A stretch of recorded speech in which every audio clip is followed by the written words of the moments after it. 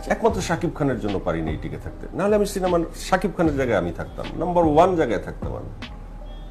শাকিব খান আমাকে টিকে থাকতে দেয়নি। কি করছে? ওকে এসে আপনাকে না, বেঁধে রাখছে? আমি যখন জীবনের গল্প ছবি করি তখন শাকিব খান তো সুপারস্টার ছিলেন না অতটা, তখন মান্না ভাই সুপারস্টার ছিলেন।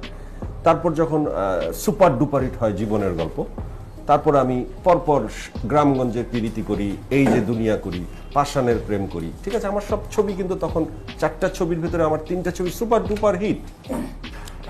মান্না ভাই যখন মারা গেলেন, ঠিক আছে, তখন তো শাকিব ভাই একা ইন্ডাস্ট্রিকে দখল করলেন, ঠিক আছে। তখন আমরা একটা ট্রিপে দুবাই যাচ্ছিলাম, তখন শাকিব ভাই আমাকে বলছে যে জয় ভাই আপনি আমার সাথে সেকেন্ড হিরো করেন সব ছবিতে, আপনাকে আমি পিক করি।